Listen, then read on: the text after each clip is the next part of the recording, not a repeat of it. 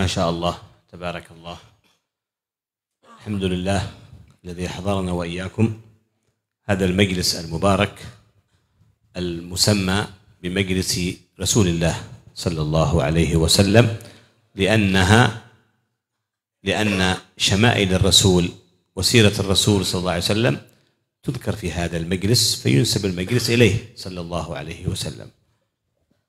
Beliau mengawali ceramahnya dengan memuji Allah Subhanahu wa taala yang telah menghadirkan kita di majlis ini, majlis yang disebut sebagai majlis Rasul sallallahu alaihi wasallam.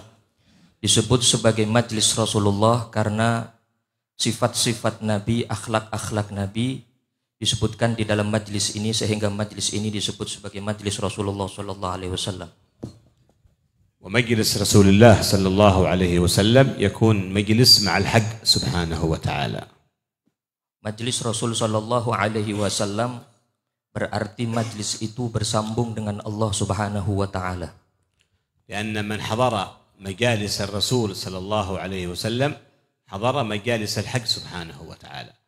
Karena hakikatnya mereka yang hadir majlis Rasulullah sallallahu alaihi wasallam itu artinya mereka menghadiri majlis-majlisnya Allah Subhanahu wa taala. ومن بايع الرسول صلى الله عليه وسلم فقد بايع الحق سبحانه وتعالى. Mereka yang membaiat Rasulullah sallallahu alaihi wasallam berarti mereka membaiat Allah Subhanahu wa taala. قال الله سبحانه وتعالى إن الذين يبايعونك إنما يبايعون الله. Allah Subhanahu wa taala berfirman di dalam Al-Qur'an, mereka para sahabat yang membaiat engkau hai Rasulullah, hakikatnya mereka membaiat Allah Subhanahu wa taala. وما يتنزل في هذه المجالس من خيرات وبركات وتكليات ونظرات من الحق سبحانه وتعالى من الرسول صلى الله عليه وسلم إنما تتنزل على قلب كل واحد منا على قدر حضوره وخشوعه مع الله سبحانه وتعالى وجمعية قلبه على الله في هذا المجلس المبارك. Semua kebaikan yang Allah turunkan di majlis ini, kebaikan, rahmat, anugerah, pandangan dari Allah, pandangan dari Rasul sallallahu alaihi wasallam, tergantung dengan kekhusyuan kita, kehadiran hati kita di majlis ta'lim malam hari ini.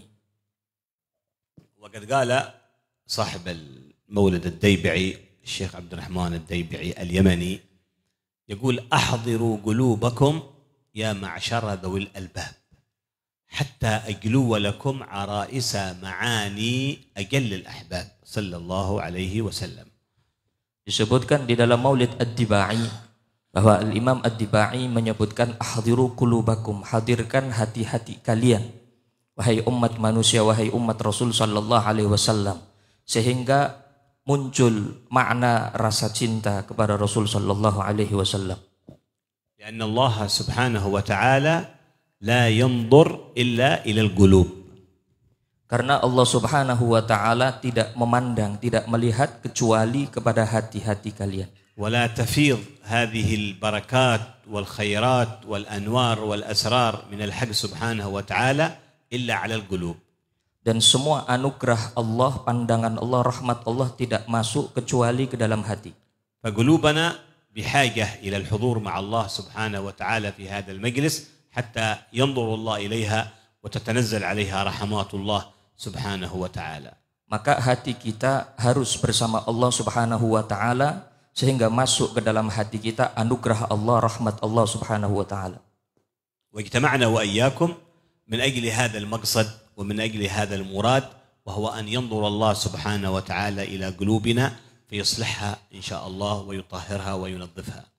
Dan ini tujuan kita hadir di majlis malam hari ini supaya Allah memandang hati kita, Allah membersihkan hati kita dan mensucikan hati kita semua.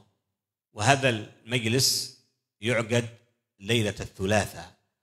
هذا مأخوذ من جلسة الاثنين التي كان يعقدها ولا يزال سيدي الحبيب عمر بن محمد بن سالم بن حفيظ في تريم حفظه الله سبحانه وتعالى وأطال في عمره. كل الجلسات الآن مجلس رسول الله صلى الله عليه وسلم الذي تسمعونه في إندونيسيا، سواء كان مجلس الحبيب منذر في جاكرتا ومجلس سورابايا أو مجلس الحبيب قريش في كونيغان في شيربون، أو هذا المجلس الحبيب مهدي ما شاء الله في تقال، وغيرها من مجالس رسول الله في إندونيسيا، كلها مستنبطة من مجلس الحبيب عمر في جلسة الاثنين في مدينة تريم.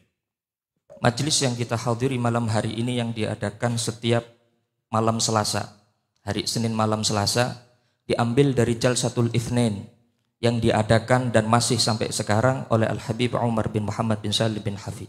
Dan semua majelis-majelis Rasulullah yang ada di Indonesia, baik yang ada di Jakarta Al-Habib Mundhir bin Fuad Al-Musawa, atau yang ada di Kuningan Al-Habib Quraisy, setiap majelis Rasulullah yang diadakan malam Selasa, Senin malam Selasa, bersumber dari majelis Al-Habib Umar bin Muhammad bin Salim bin Hafid. والغريب في هذا المجلس الذي كان يعقده الحبيب عمر جلسة الاثنين، كان البداية بأفراد من الإخوان، وكان في بعض البيوت، لا يكون في الساحة ولا في مكان عام. أولا كان بدأ بالبيوت لأن الناس كانوا قليل، واتسع بعد ذلك واتسع واتسع واتسع حتى أصبح في الساحات، وحتى أصبح اليوم المجلس هذا عالمي، يعني يشهده العالم كله في قناة الإرث وعبر اليوتيوب وعبر البث المباشر في موقع الحبيب عمر حفظه الله تعالى. Majelis yang diadakan Habib Umar di Tarim diawali hanya dengan beberapa orang, bahkan pindah dari rumah ke rumah, tidak diadakan di halaman yang luas, di lapangan yang luas, tidak. Demi kemudian majelis itu menjadi semakin besar, banyak yang hadir, banyak yang mengambil manfaat, bahkan bukan hanya di Tarim, tapi majelis beliau itu bersambung ke seluruh dunia dan bisa kita saksikan di YouTube atau di internet atau yang lainnya. كان السيد الحبيب عمر في أمثال هذه المجالس ينظر إلى الكيف لا ينظر إلى الكم. ما معنى هذا؟ يعني لا ينظر إلى أن يكونوا يحضروا الناس كثير ولا بد يعني أي مجلس يحضر الناس كثير، لا، ينظر إلى من الذي يستفيد، من الذي يخرج من هذه المجالس بفائدة، من الذي تتنزل عليه رحمة الله في هذا المجلس، من الذي يتغير حاله من حال سيء إلى حال أحسن في هذه المجالس. هذا ينظر الحبيب عمر إلى أمثال هذه المجالس. Yang dipandang oleh Al-Habib Umar bin Hafid di dalam majelis-majelis beliau adalah bukan kaif, bukan kam. Yang dilihat adalah kualitas, bukan kuantitas. Yang dipandang oleh Al-Habib Umar bukan banyaknya yang hadir, tapi berapa banyak orang yang bisa mengambil manfaat dari majelis itu. Siapa yang mendapatkan rahmat Allah, siapa yang mendapatkan anugerah dari Allah, siapa yang bisa berubah keadaannya dari keadaan yang buruk menjadi keadaan yang lebih baik. Itu yang dipandang oleh Al-Habib Umar bin Hafid. واختيرت هذه الجلسة جلسة الاثنين لولادة النبي محمد صلى الله عليه وسلم في هذا اليوم المبارك. Dan diagarakan majlis ini Jalsatul Itsnain itu bertepatan dengan hari kelahiran Nabi Muhammad sallallahu alaihi wasallam. وهذا اليوم المبارك يعتبر أفضل يوم من أيام الأسبوع بالنسبة للنبي محمد صلى الله عليه وسلم وولادة النبي محمد صلى الله عليه وسلم في يوم الاثنين. Maka hari Senin itu merupakan hari yang paling utama, hari yang paling afdal. Karena memandang pada hari Senin itu dilahirkan Nabi Muhammad sallallahu alaihi wasallam. ولأن الله سبحانه وتعالى اختار يوم الاثنين لأن يوم الخميس والجمعة قدها معروفة بفضائلها وشرفها عند الله سبحانه وتعالى، ولكن الله اختار يوم الاثنين خصوصية للنبي وخصوصية لهذا اليوم المبارك. Allah memilih hari Senin bukan hari Kamis atau Jumat karena hari Kamis Jumat itu sudah dikenal keutamaannya. Tapi Allah khususkan hari Senin itu untuk Nabi Muhammad sallallahu alaihi wasallam. فقد ولد رسول الله صلى الله عليه وسلم يوم الاثنين ومات أيضا في يوم الاثنين. Rasulullah sallallahu alaihi wasallam lahir di hari Senin dan beliau pun meninggal menghadap Allah Subhanahu wa taala di hari Senin. وأهل المعرفة بالله سبحانه وتعالى يسمون هذا يوم الاثنين مفتاح البابين. Dan ahli ma'rifat, orang-orang yang ma'rifat kepada Allah Subhanahu wa taala menyebut hari Senin itu sebagai miftahul babain, kunci dari dua pintu. وقد سئل قطب الدعوة والإرشاد الحبيب عبد الله بن علوي بن محمد الحداد في بعض الكتب، كتاب هذا اسمه المسائل إتحاف السائل بأجوبة المسائل، سئل هذا السؤال: لماذا سمي يوم الاثنين بمفتاح البابين؟ Al-Habib Abdullah bin Alawi Al-Haddad di dalam salah satu kitabnya Ithafus Sa'il Beliau ditanya apa yang dimaksud dengan Miftahul Babain. Kenapa hari Senin disebut sebagai kunci dari dua pintu? فقال رضي الله عنه أن الباب الأول هو ولادة النبي محمد صلى الله عليه وسلم. Beliau menjawab yang dimaksud dengan pintu pertama adalah kelahiran Nabi Muhammad sallallahu alaihi wasallam. وكانت ولادته في يوم الاثنين. Lahirnya Rasul sallallahu alaihi wasallam di hari Senin. والباب الثاني وفاة النبي محمد صلى الله عليه وسلم وكانت الوفاة في يوم الاثنين. Dan yang dimaksud dengan pintu kedua adalah meninggalnya Rasul sallallahu alaihi wasallam karena Rasulullah sallallahu alaihi wasallam meninggal di hari Senin. وقد يسأل السائل كيف يكون وفاة النبي محمد مفتاح للباب؟ يعني مفروض يكون هذا الوفاة يوم حزن، يوم شدة، يوم مصيبة. لا، وفاة النبي محمد تعتبر مفتاح باب لخيرات كبيرة وعظيمة وجليلة تنتظرها الأمة الإسلامية إلى يوم القيامة. Kemudian ada yang bertanya, kenapa pintu yang kedua meninggalnya Nabi Shallallahu Alaihi Wasallam disebut sebagai kunci dari pintu, padahal hari meninggal itu hari yang penuh dengan kesedihan. Tapi kemudian dijawab bahwa meninggalnya Rasul Shallallahu Alaihi Wasallam merupakan miftahul bab, kunci dari pintu, karena meninggalnya Rasulullah itu membuka kebaikan-kebaikan yang besar yang sangat luar biasa untuk umat ini sampai yaumul qiyamah.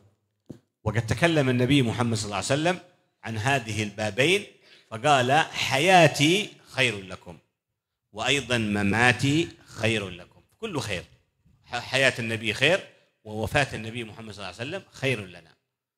Dan Rasul Shallallahu Alaihi Wasallam sudah menjelaskan di dalam hadisnya bahwa kata Nabi, hayati khairun lakum, kehidupanku baik untuk kalian dan kematianku pun baik untuk kalian. Artinya hidupnya Nabi dan meninggalnya Nabi itu semua membawa kebaikan untuk kita.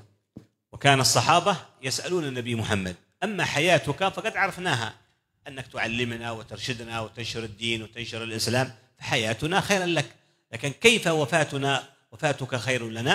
قال تعرض علي أعمالكم. Kemudian para sahabat bertanya kepada Nabi Shallallahu Alaihi Wasallam, wahai Rasulullah, kehidupanmu baik untuk kami karena memang kau mengajarkan kepada kami, memberikan petunjuk kepada kami. Tapi bagaimana kematianmu itu baik untuk kami juga? Maka Rasul Shallallahu Alaihi Wasallam menjawab bahwa meninggalnya Rasul Shallallahu Alaihi Wasallam itu tu'radu alayya a'malukum, kata Nabi. Rasulullah meninggal tapi dihadapkan kepada Rasulullah amal-amal kita sebagai umat Rasul sallallahu alaihi wasallam. تعرض عليه أعمالنا بعد وفاته صلى الله عليه وسلم وانتقاله إلى الرفيق الأعلى.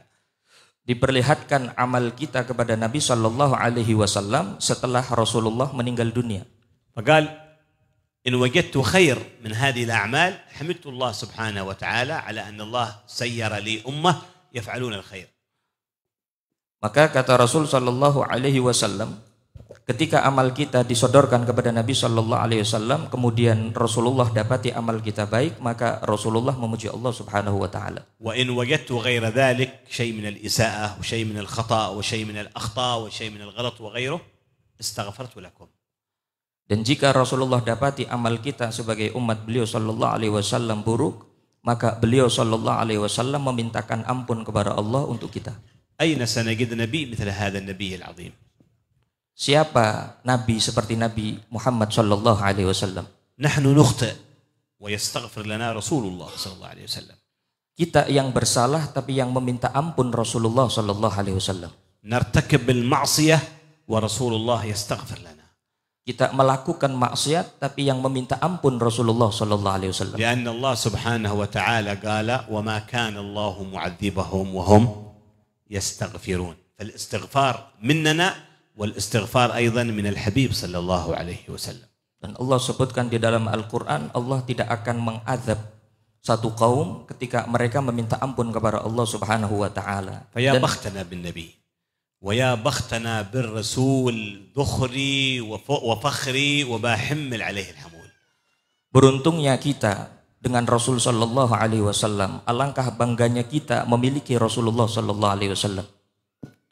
وهذا المجلس ونياتنا فيه وجمعيتنا فيه معروضة على النبي محمد صلى الله عليه وسلم في هذه اللحظة.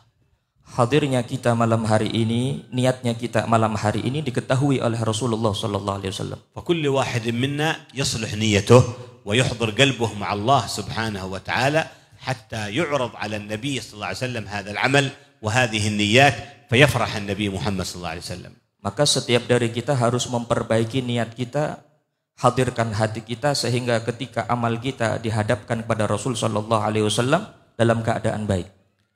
الإمام الحبيب علي بن محمد بن حسين الحبشي يقول في بعض قصائده: واحفظ الدين حتى ينتشر في المجالس ينتفع به جميع الناس قائم وجالس.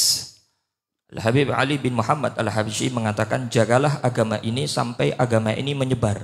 Setiap orang bisa mengambil manfaat dari agama ini. كان في السابق في الأيام في السنوات الماضية ما كان تعقد أمثال هذه المجالس الكبيرة والعظيمة، ولكن الحمد لله ما شاء الله بفضل رجال ووراث النبي محمد صلى الله عليه وسلم من نشروا هذا الإسلام ومن نشروا هذا الدين، نحن اليوم نعيش وإياكم في بركتهم، في بركة الفقيه المقدم، في بركة السقاف، في بركة المحضار، في بركة الشيخ أبي بكر بن سالم. كلهم هؤلاء رجالنا هم الذين نشروا هذا الدين، وهم الذي وضعوا لنا هذه الأسس وهذه الأشياء حتى تبقى هذه المجالس معمورة بالذكر والصلاة على النبي محمد صلى الله عليه وسلم. Dulu di zaman para aulia salihin juga diadakan majlis-majlis yang semacam ini. Dan alhamdulillah mereka para aulia, para salihin, di antara Syekh Abu Bakar bin Salim, mereka yang menanamkan asas. Sehingga majlis-majlis yang mereka adakan mengalir keberkahannya sampai hari ini kita bisa menghadiri majlis-majlis yang mulia. وكل مجلس يحضره الإنسان يجدد له نية أخرى، ليس النية كل يأتي بنية مستمرة، لا، كل مجلس يحضره من المجالس سواء كان هذا المجلس أو غيره يجدد له نيات صالحة مع الله سبحانه وتعالى، حتى على كل نية يعطيه الله سبحانه وتعالى أجرها وثوابها وخيرها. Maka setiap orang yang hadir di majlis yang semacam ini harus memperbanyak niat, sehingga niat satu persatu dari niat orang tersebut dihitung pahala oleh Allah Subhanahu wa taala. فيحضر الواحد منكم هذه المجالس إما بنية التوبة إلى الله، بنية الاستغفار، بنية استمصار الرحمة من الله سبحانه وتعالى، بنية أن الله سبحانه وتعالى يسر أموره، بنية أن الله سبحانه وتعالى يربطه بالنبي محمد ويقوي صلته بالنبي محمد. نيات كثيرة يستطيع الإنسان أن ينويها بحضور هذه المجالس المباركة. Maka dengan hadirnya majlis, kita hadir majlis malam hari ini, kita memperbanyak niat. Bisa dengan niat taubat, niat untuk meminta ampun kepada Allah, niat untuk mendapatkan rahmat Allah, niat supaya hubungan kita dengan Nabi Muhammad sallallahu alaihi wasallam semakin kuat. وعندما يحضر الإنسان هذه المجالس المباركة يحضر أيضا بحسن الظن بالله سبحانه وتعالى وبحسن الظن بالموجودين كلهم أجمعين. Maka kita hadir majlis malam hari ini dengan husnudzon, niat husnudzon dengan Allah dan husnudzon kepada hamba-hambanya Allah. لأنه بحسن الظن بالله يحصل له المدد من الله سبحانه وتعالى. Dengan dia husnudzon, berprasangka baik kepada Allah, dia akan mendapatkan anugerah Allah Subhanahu wa taala. وبحسن الظن بالآخرين وبالموجودين من الناس يحصل له المدد من كل واحد منهم، لأن كل واحد منهم من الموجودين عنده سر ليس عند الثاني، لأنه واحد من أفراد أمة النبي محمد صلى الله عليه وسلم. Dan niat dengan husnudzon, berprasangka baik kepada yang hadir. Dengan prasangka baik kita kepada teman-teman kita yang hadir malam hari ini, dari setiap orang yang kita husnudzoni kita mendapatkan madad, kita mendapatkan sir. Karena mereka memiliki sir yang tidak dimiliki oleh orang lain. Karena kita semua adalah umat Nabi Muhammad sallallahu alaihi wasallam. وقد قال أيضا في أمثال هذه المجالس الحبيب علي بن محمد بن حسين الحبشي صاحب سمة الدرر، يقول: أهل الصفا والوفاء ما فيهم قط ضد، يعني ما حد معادي، ما حد حاسد، ما حد باغض، كلهم يجتمعون على المحبة وعلى الرحمة وعلى الأخوة وعلى التزاور وعلى الخير. قال: أهل الصفا والوفاء ما فيهم قط ضد، ما غير هذا يمد، وآخر كذا يستمد، هذا يمد والآخر يستمد، ويخرجون من المجلس بعد ذلك بأمدادات كثيرا من الله سبحانه وتعالى. Al-Habib Ali bin Muhammad Al-Habsyi menyampaikan tentang majlis yang semacam ini bahwa mereka ahlus sofa wal wafa, orang-orang yang bersih hatinya, orang-orang yang suci hatinya, mereka itu memiliki madad, mereka itu memiliki sir. Jadi satu sama lain itu mereka mengambil kemanfaatan, mengambil madad, sehingga mereka keluar dari majlis dalam keadaan bersih, dalam keadaan suci. لأن هذا الضد عندما يحضر شيء من هذه المجالس فإن الله أحيانا يقطع الرحمة على هذه المجالس بسبب هذا الضد الموجود. من هذا الضد؟ هذا إنسان قاطع رحم، إنسان يحضر معنا عاقل والديه، إنسان مثلا يحضر معنا وحاسد، ولا عنده حسد، ولا عنده حقد، ولا عنده بغضة للمسلمين. فأمثال هذه المجالس لما يحضر فيها أمثال هؤلاء الناس الله يقطع الرحمة. ولهذا النبي محمد صلى الله عليه وسلم يقول إن الرحمة لا تنزل على قوم بينهم قاطع رحم. Maka apabila ada yang hadir di antara kita membawa sifat buruk yang ada di dalam hati, ada sifat hasud, ada sifat dengki, satu orang membawa penyakit hati di dalam satu majlis, itu bisa menjadi sebab rahmat Allah tidak turun. Rahmat Allah tidak turun karena ada satu orang yang membawa penyakit hati yang ada di dalam hatinya. Maka bersihkan penyakit-penyakit hati sehingga pulang dengan dalam keadaan suci. وقد جمع النبي محمد صلى الله عليه وسلم يوما من الأيام صحابته الكرام العظام الأشراف الأطهار، وقال لهم: هل يوجد أحد فيكم من الأضداد من اليهود ولا من النصارى ولا من المنافقين؟ قالوا: لا يا رسول الله، لا يوجد بيننا أحد. قال: قولوا جميعا لا إله إلا الله. فقال الصحابة الكرام كلهم: لا إله إلا الله. فقال النبي محمد: أشهدكم وأشهد الله وملائكته أن الله قد غفر لكم، بشهادة النبي محمد صلى الله عليه وسلم. Pernah satu ketika Rasul Shallallahu Alaihi Wasallam berkata di hadapan para sahabat, apakah ada di antara kalian orang Yahudi, orang Nasrani atau orang-orang munafik? Mereka menjawab, tidak ada di antara kita orang Yahudi, orang munafik atau orang Nasrani ya Rasulullah. Sehingga Rasulullah memerintahkan mereka untuk mengucapkan kalimat la ilaha illallah. Diawali oleh Rasul, diikuti oleh para sahabat. Kemudian Rasulullah memberikan kesaksian kepada para sahabat bahwa mereka adalah orang-orang yang mendapatkan ampunan dari Allah Subhanahu wa taala. وقد تحدث النبي محمد عن تجديد الإيمان في قلب المؤمن. إيماننا يحتاج دائما إلى تجديد، مثل ما يحتاج البيت إلى تجديد، السيارة إلى تجديد، إلى تنظيف، إلى ترتيب وغيرها. أيضا قلوبنا وإيماننا يحتاج أن نجدد هذا الإيمان، نجدد المحبة لله، نجدد الصدق مع الله سبحانه وتعالى. قالوا: يا رسول الله، كيف نجدد إيماننا؟ الصحابة: كيف يجدد الإنسان إيمانه؟ قال: أكثروا من قولي لا إله إلا الله. Rasul Shallallahu Alaihi Wasallam menyampaikan bahwa setiap dari kita perlu memperbaharui keimanan kita. Sebagaimana rumah perlu diperbaharui, kendaraan perlu diperbaharui, maka hati kita perlu diperbaharui. Diperbaharui keimanan kita, diperbaharui kecintaan kita kepada Allah, kecintaan kepada Rasul Shallallahu Alaihi Wasallam. Sehingga para sahabat bertanya, kaifa nujaddid imanana ya Rasulullah? Bagaimana kita memperbaharui keimanan kita ya Rasulullah? Maka Rasulullah menjawab, perbanyak kalimat la ilaha illallah. كان الإمام علي العريضي هذا بن جعفر الصادق بن محمد الباقر بن علي زين العابدين ابن الحسين بن علي بن أبي طالب بن فاطمة الزهراء بنت رسول الله صلى الله عليه وسلم. هذا الإمام العظيم كان يعيش في المدينة المنورة. Al-Imam Ali Uraidhi yang merupakan salah satu keturunan Rasul Shallallahu Alaihi Wasallam pernah tinggal di Madinah Al-Munawwarah. الإمام علي العريضي أراد أن يزور بغداد، مدينة بغداد وما فيها من العلماء وما فيها من الأكابر وما فيها من أهل المعرفة بالله سبحانه وتعالى. Suatu ketika Al-Imam Uraidhi ingin berziarah ke Baghdad untuk menemui ulama-ulama yang ada di kota Baghdad. فأخذ بغلته، بغلة هذه حيوان بين الحمار وبين الحصان يسمونه بغلة، فأخذ هذه البغلة وسافر إلى بغداد، وكان الطريق كلها وهو متطيلس، حمل الطيلسان هذا على رأسه، متواضع متأدب لله سبحانه وتعالى. Al-Imam Ali Uraidi kemudian pergi ke Baghdad dengan menunggang baghlah. Baghlah itu hewan antara kuda dan keledai. Kemudian beliau pergi ke kota Baghdad dalam keadaan tawadhu.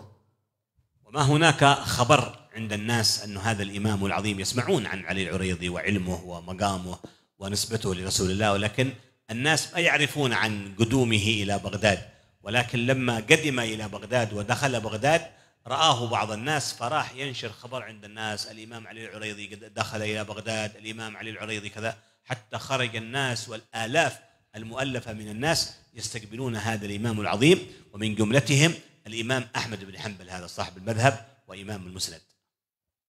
Kemudian ketika Imam Uraidi safar melakukan perjalanan ke kota Baghdad, Imam Uraidi seorang imam besar sudah dikenal, tapi ketika itu tidak ada satu orang pun yang tahu kedatangan Imam Uraidi di kota Baghdad.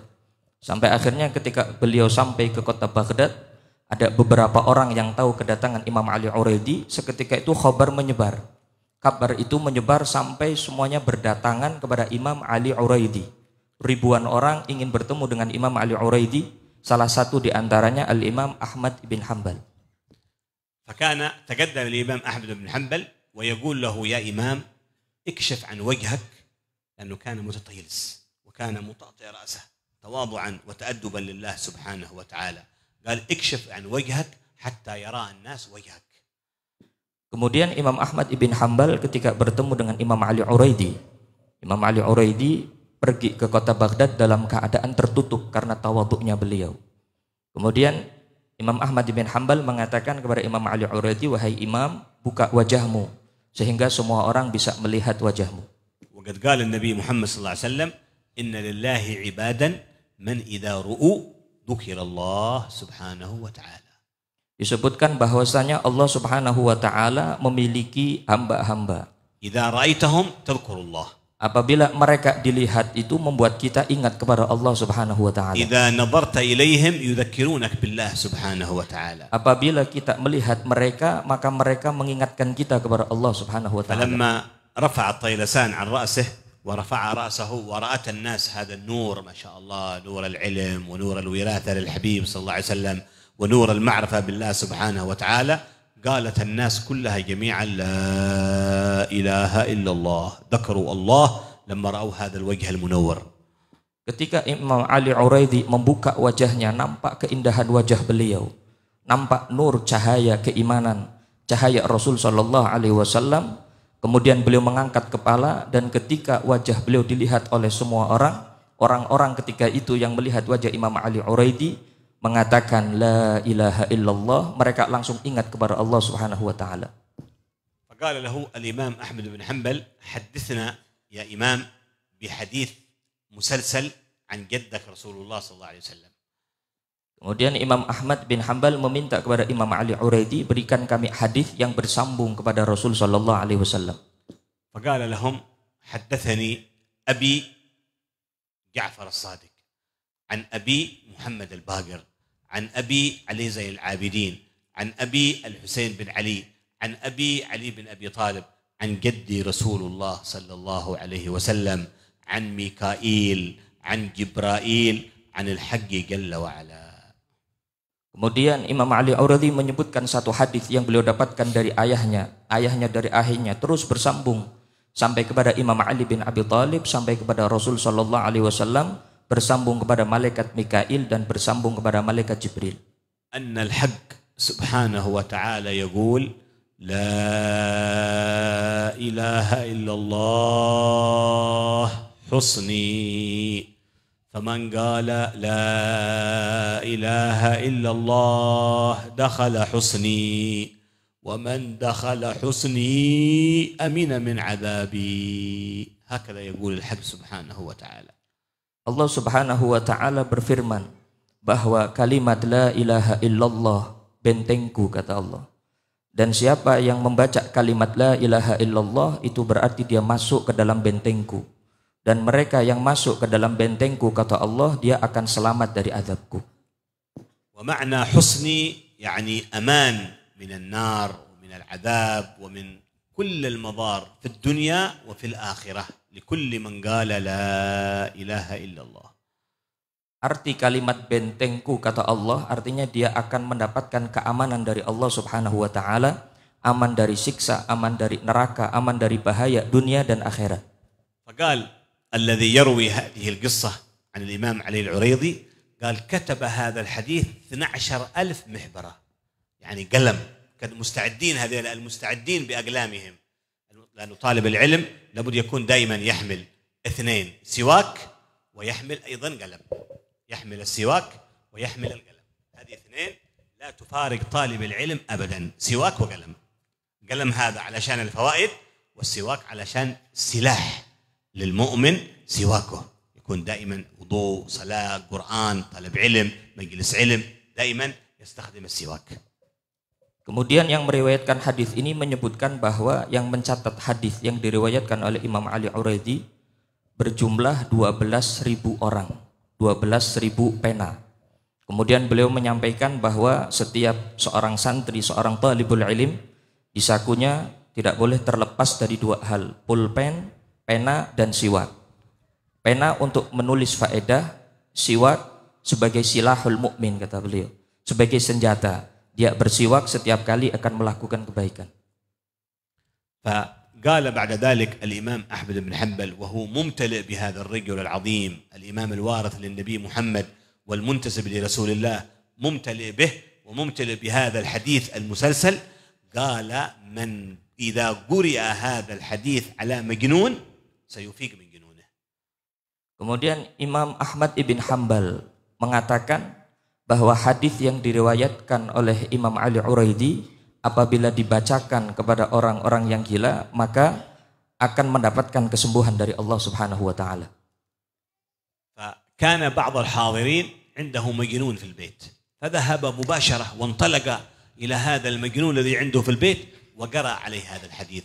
حدثني علي العريضي عن جعفر الصادق، عن محمد الباقر، عن علي زين العابدين، عن الحسين، عن علي بن أبي طالب، وإذا بهذا المجنون بدأ يتحرك وبدأ يفوق وبدأ يشعر بشيء من التغير في حاله، حتى قال عن الحق سبحانه وتعالى أنه قال لا إله إلا الله حصني، فمن قال لا إله إلا الله دخل حصني، ومن دخل حصني أمين من عذابي. فإذا هذا المجنون خلاص يرجع يرد عقله فيه ما شاء الله تبارك الله وكأنه لا مجنون من قبل.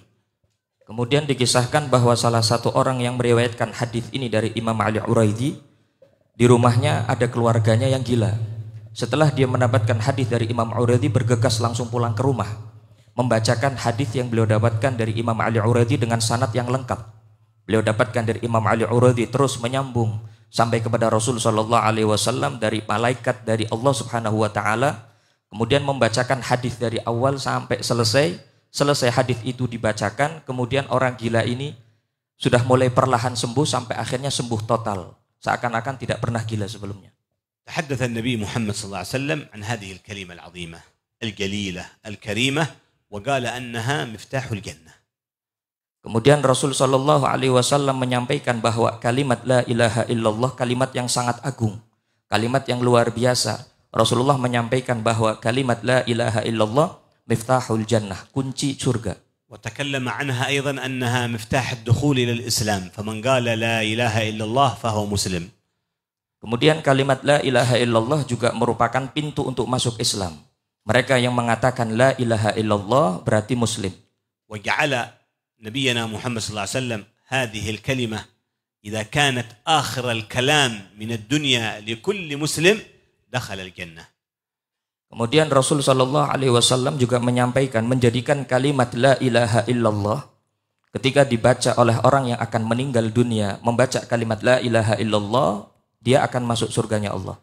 الحديث المعروف عندكم من كان آخر كلامه من الدنيا لا إله إلا الله دخل الجنة. قال سيد الحبيب عمر بن حفيظ حفظه الله تعالى وطال في عمره دخل الجنة مع السابقين، ليس دخل الجنة فقط، دخل الجنة مع السابقين الأولين من المهاجرين والأنصار والصحابة الكرام. Kemudian hadis yang disampaikan oleh Rasul sallallahu alaihi wasallam yang sering kita dengar, bahwa siapa yang akhir hayatnya mengucapkan la ilaha illallah, dia akan masuk surga. Kemudian Al-Habib Umar bin Hafid menjelaskan, bukan hanya masuk surga, tapi dia masuk surga ma'as sabiqin, bersama orang-orang yang mulia, para sahabat. bersama orang-orang muhajirin, orang-orang ansor, orang-orang yang mulia. ومن خصائص هذه الكلمة العظيمة أن حروفها مهملة، يعني بدون نقط، ما في نقط في الحروف حق لا إله إلا الله أبدا. Termasuk keistimewaan kalimat la ilaha illallah, kita tidak dapati ada titik di dalam kalimat la ilaha illallah. من أجل يسهل على الإنسان أن يقرأها، وكذلك تسهل على الإنسان عند الموت أن ينطق بها. Tujuannya supaya kalimat ini mudah untuk diucapkan dan mudah untuk orang yang meninggal mengucapkan kalimat ini. وأيضا من خصائصها أن ممكن الإنسان أن يقول لا إله إلا الله دون أن تتحرك شفتيه، بدون تحريك الشفتين، ما يحتاج، لأن حروفها ليس لها علاقة بالشفتين أبدا، حروفها كلها تخرج من داخل الفم. Kemudian di antara keistimewaan kalimat la ilaha illallah, mengucapkan kalimat la ilaha illallah tidak perlu menggerakkan dua bibir. Karena kalimat la ilaha illallah itu keluar dari dalam mulut, sehingga memudahkan untuk siapapun mengucapkan kalimat la ilaha illallah. فبعض الأذكار قد يذكر الله بها الإنسان عند الناس فيستحي، يقول يمكن الناس يقولون هذا مرائي، بسبح ولا بأحمد الله ولا بصلي على النبي ولا بأستغفر. ليش؟ لأن الشفتين بتتحرك. لكن باللا إله إلا الله حتى أمام الملأ بتقول لا إله إلا الله دون أن يشعر بك أي أحد أنك تذكر الله سبحانه وتعالى بهذه الكلمة، لأن ما يحتاج تحريك الشفتين. Mungkin sebagian orang, sebagian di antara kita ketika akan berzikir kepada Allah malu. Karena kalimat-kalimat zikir selain kalimat la ilaha illallah itu perlu menggerakkan kedua bibir. Sehingga malu, khawatir dikatakan ini orang ria, ini orang pamer. Tapi kalimat la ilaha illallah itu mudah diucapkan. Sehingga siapapun yang mengucapkan kalimat la ilaha illallah itu di hadapan semua orang, itu mudah. Tidak diketahui oleh orang lain. Ini mudahnya kalimat la ilaha illallah. كان بعض المشايخ يدرس الطلاب في علم الحديث، وكان يعطيهم الأحاديث بسندها، مثلا من عند البخاري إلى النبي محمد، من عند مسلم إلى النبي محمد، فكان يسرد لهم بعض الأحاديث حتى وصل عند هذا الحديث العظيم، حتى قال بعد ذلك من كان عن أبي هريرة رضي الله عنه قال رسول الله صلى الله عليه وسلم من كان آخر كلامه من الدنيا لا إله إلا الله مات على طول، فقال الطلاب دخل الجنة. ما شاء الله تبارك الله. Dikatakan sebagian seorang syekh, seorang guru ada yang mengajarkan hadis lengkap dengan sanadnya. Mengajarkan hadis Imam Bukhari lengkap dengan sanadnya sampai Rasulullah. Mengajarkan hadis-hadis yang lain lengkap dengan sanadnya sampai Rasul sallallahu alaihi wasallam, sampai pada hadis ini. Man kana akhiru kalamihi fid dunya la ilaha illallah. Ketika beliau menyampaikan bahwa man kana akhiru kalamihi la ilaha illallah, barang siapa yang di akhir hidupnya mengucapkan kalimat la ilaha illallah, seketika itu syekh itu meninggal. Kemudian murid-muridnya yang hadir meneruskan hadis itu dengan mengatakan dakhalal jannah, dia akan masuk surganya Allah. Min wasaya Sayyid al-Habib Umar li طلاب العلم والمحبين للعلم وأهل العلم 3 أذكار لا يفوتها الإنسان طول اليوم. طول اليوم لابد أن يقرأ هذه ال3 الأذكار، لا يتركها أبدا، مهما كان مشغول، مهما كان مريض، مهما كان كذا، مهما كان كذا، لا يترك هذه ال3 الأذكار أبدا حتى يحفظه الله سبحانه وتعالى في الدنيا، ويحفظه الله في قبره، ويحفظه الله يوم القيامة. Sayyidi Al-Habib Umar bin Hafid memberikan zikir yang tidak boleh ditinggalkan oleh siapapun. Seorang tullabul ilim, orang yang cinta ilmu, orang ahlul ilim. Beliau memberikan zikir untuk dibaca, tidak boleh ditinggalkan dalam keadaan apapun. Setiap hari harus dibaca, sesibuk apapun kita baca. Sehingga kita mendapatkan penjagaan dari Allah di dunia, di barzakh, kemudian di akhirat. الذكر الأول قبل صلاة الصبح سبحان الله وبحمده سبحان الله العظيم استغفر الله 100 مرة. هذا لا يتركها أبدا الإنسان قبل ما يصلي الصبح. Zikir yang pertama dibaca sebelum subuh. Dia membaca subhanallah wa bihamdi subhanallahil azim astaghfirullah 100 kali. Tidak boleh ditinggal. ولا بأس الإنسان إذا ما استطاع أن يقرأها قبل الصلاة يقرأها بعد الصلاة، لكن الوارد على النبي صلى الله عليه وسلم أنها تقرأ قبل صلاة الصبح. Zikir ini dibaca sebelum sholat subuh. Tapi misalkan ada di antara kita yang tidak mampu membaca sholat subuh, boleh kita baca setelah sholat subuh. Tapi yang warid yang datang dari Rasul sallallahu alaihi wasallam, zikir ini harus dibaca sebelum sholat subuh. الذكر الثاني لا إله إلا الله الملك الحق المبين 100 مرة بعد صلاة الظهر. كلها هذه الأذكار ما تأخذ حتى دقائق، حتى 5 دقائق ما في، ولكن الشيطان قد يبعد الناس عن هذه الأشياء ويجعلهم يغفلون عن الله سبحانه وتعالى. Zikir yang kedua, la ilaha illallah al-malikul haqqul mubin 100 kali setelah sholat zuhur. Zikir ini jika kita baca tidak makan waktu yang lama, tapi seringkali ditinggalkan karena gangguan-gangguan setan.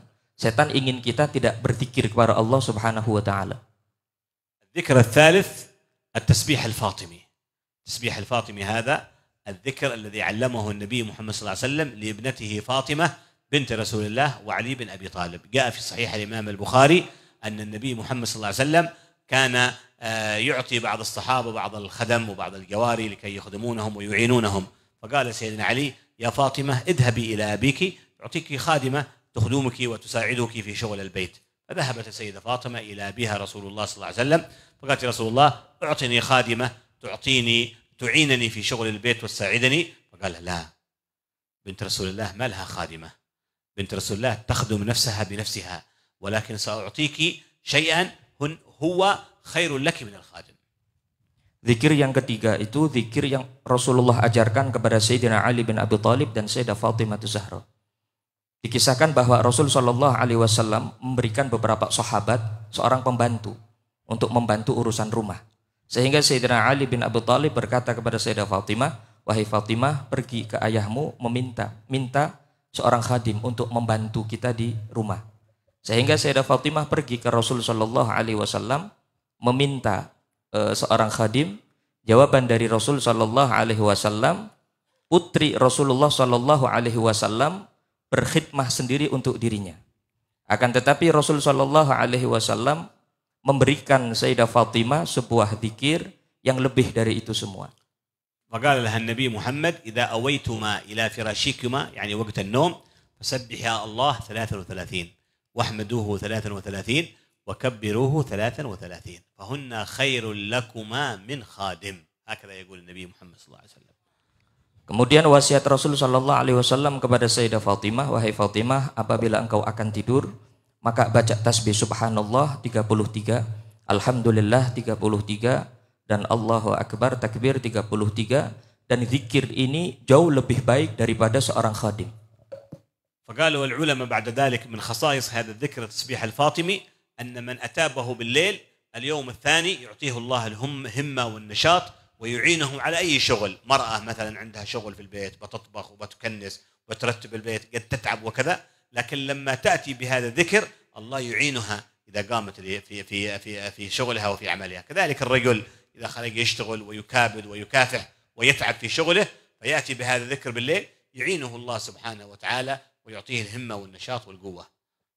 Keistimewaan dari tasbih yang Rasulullah SAW berikan kepada Sayyidah Fatimah, apabila zikir tadi kita baca setiap malam, di hari itu kita capek, maka di hari kedua besoknya Allah akan memberikan kita kekuatan tenaga, himmah untuk melaksanakan kesibukan-kesibukan yang lain. Bagi perempuan, mereka yang sudah capek memasak, capek ngurus rumah, ketika baca zikir ini di malam hari, besok paginya Allah memberikan himmah semangat yang baru.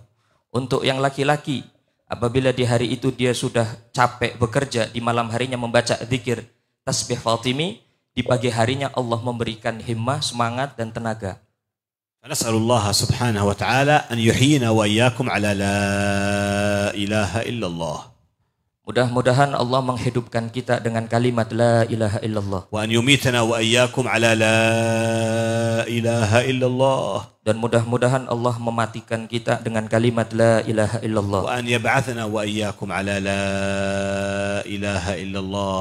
Dan mudah-mudahan Allah bangkitkan kita dengan kalimat la ilaha illallah. وأن يحققنا وإياكم بحقائق الذكر ويجعلنا منكم من الذاكرين. Mudah-mudahan Allah memberikan kepada kita hakikat zikir dan hakikat orang-orang yang berzikir kepada Allah. وأن يحققنا الله وإياكم بحقائق الشكر ويجعلنا منكم من الشاكرين. Mudah-mudahan Allah memberikan kepada kita hakikat syukur dan Allah jadikan kita sebagai orang-orang yang bersyukur. وأن الله يبارك لنا ولكم في هذه المجالس العظيمة المباركة، ونسأل الله سبحانه وتعالى أن يعيدنا إن شاء الله في خيرات وعوافي وألطاف، ونعود إلى تريم إن شاء الله في خيرات وعوافي وألطاف في في عافية وسلامة، وأن الله سبحانه وتعالى يجعلنا وإياكم من الذين يستمعون القول فيتبعون أحسنه. وصلى الله على سيدنا مولانا محمد وعلى آله وصحبه وسلم، والحمد لله رب العالمين، والعفو منكم، والسلام عليكم ورحمة الله وبركاته. وإذا طولنا سامحونا يا حبيب. الله يحفظكم إن شاء الله. Hadza minni, mohon maaf atas segala khilaf dan kekurangan di dalam terjemah. Assalamualaikum warahmatullahi wabarakatuh.